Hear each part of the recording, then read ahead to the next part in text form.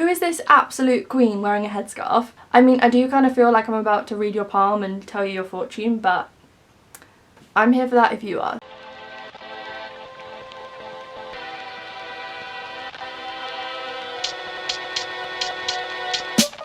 Anyway, hello, my name's Elizabeth and I'm turning 20. She's actually not, she's already 20. In fact, she's been 20 for nearly a month at this point.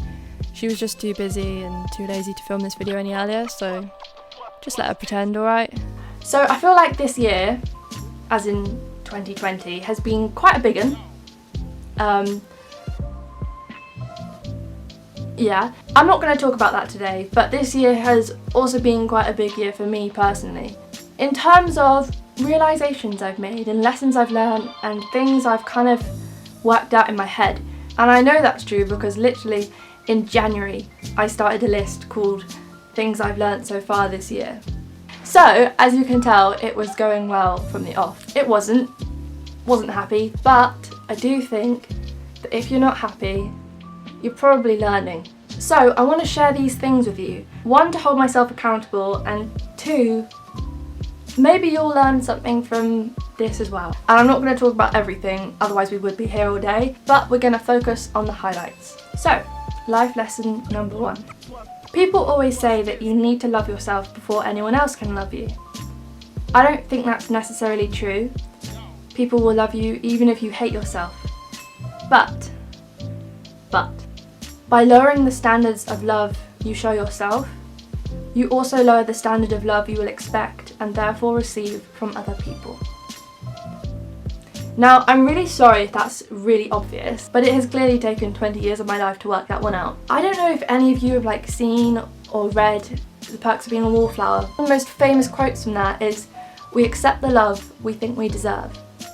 When I first read that and watched the film, I was like, it just seemed so cheesy to me and so twee. I thought it was just one of those internet quotes that was trying to be clever, but it's not. It's so true. It's so correct. I can't believe I dismissed it. I don't think I need to say much more on the matter. I think what I wrote speaks for itself. But I don't know, I feel like when I got into my last relationship, I actually wasn't as confident as I thought I was. And being someone gave me this sense of validation and gave me this confidence. But actually I wasn't really, because I wasn't confident in the first place. I hope that makes sense. Life lesson number 2. The people you love and admire might also be struggling with their own self-image or confidence. That is not something which you should use to make yourself feel even worse about yourself. This year, I've had a lot of people who are close to me, family, friends, struggle with who they are, or yeah, with who they are. And because I was also feeling kind of low at the start of this year,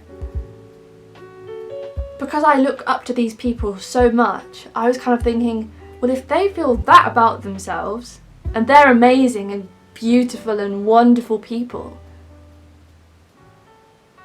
look at me, I have no right feeling good about myself, which I know is the most messed up thing ever. That is just fucked. But I felt like that. That was kind of one of my excuses for feeling bad about myself, was that I was seeing people who I perceived to be levels, staircases above me lose their confidence. Got dust. Which, one, is not fair on them, not that they knew, but not fair on them and not fair on me. And it won't happen again, so that's lesson number 2. Oh, life lesson number 3 is such a good one. I'm so excited for you to hear this. If you've listened to my song, Lonely Boy, you might have heard it in one of the lyrics. Anyway, life lesson number 3 is, now this is in the context of any kind of relationship, I would say. When someone says, "You deserve better than me," what they really mean is that despite knowing you deserve better, they don't want to and they're not willing to put in the time or energy to be better. Are you telling me that that is not where it's at? I have so many friends, myself included, that have been told by boys or whoever it be, oh, you deserve so much better than me. First of all, It's manipulative. Don't tell me otherwise, it just is. Secondly, if I deserve better, either be better or go. Don't just string me along knowing that I could be doing better with someone else. Do you know what I mean?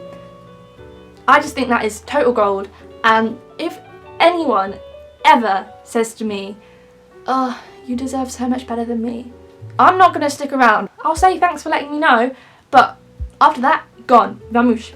Life lesson number 4, which is a bit different, but hold on in there. Never tell someone to stop crying. It doesn't work. It trains them into suppressing their feelings, which ultimately is extremely unhealthy and can lead to bigger problems down the line. It's as if you're telling them that the way that they're feeling is invalid. Instead, ask them why they're crying, what you can do to help, and most importantly, just let them know that you're there for them. First of all, I would like to say that I know I'm guilty of this. To anyone I said stop crying to, I'm sorry. Ugh, I hate it. I hate that phrase. I've been told to stop crying so many times in my life. It's useless, it's pointless. I'm a crier. I deal with emotions by crying. If I'm happy, I cry. If I'm sad, I cry. If I'm angry, I cry. Like, that is how I deal with emotions. And I've been told so many times to stop crying that I'm now having to like deal with the fact that for a long time now, I've been feeling like my feelings aren't worth it. That my feelings aren't valid, aren't true, aren't worthy, I guess. I don't know. I think it's a really tricky one because obviously when people are crying, you want them to stop. Obviously, it's horrible to watch people cry. But telling someone to stop crying only makes them cry more, you know? Because it makes them feel like they're not being heard, they're not being listened to. So I guess my advice is just be there for them. Listen to them, make them a cup of tea, get a slice of cake down them, hear them out. Let those emotions ripple out. Don't squash them, because it will make things so much worse further down the line. You know, sort out the root of the problem, not the byproduct of the problem. Does that make sense? I hope it does. Anyway, we're moving on now. Ooh! Life lesson number 5 is all about internalized misogyny. And I haven't actually written anything for this, so we're just gonna freestyle it. Internalized misogyny. I want to make, first of all, before we get into this, I want to make a proper video about it after I've done like way more research about it. I feel that at some point every woman, every girl has experienced this, and I would be inclined to say probably during puberty for a lot of people. It was definitely something that I really struggled with all throughout my teen years, and I didn't even realise. This is from a feminist blog. I'll link it down in the description. Internalized misogyny is when a woman observes gender stereotypes and is influenced by the patriarchy, therefore inflicting sexist attitudes and behaviours towards themselves and other women. The problem with internalized misogyny is that it encourages further sexism and minimises the value of women. When I was in school, I did not like girls. I had friends who were girls. I liked them. I didn't like anything girly. I changed my walk to be more masculine. I changed the way I stood to be more masculine.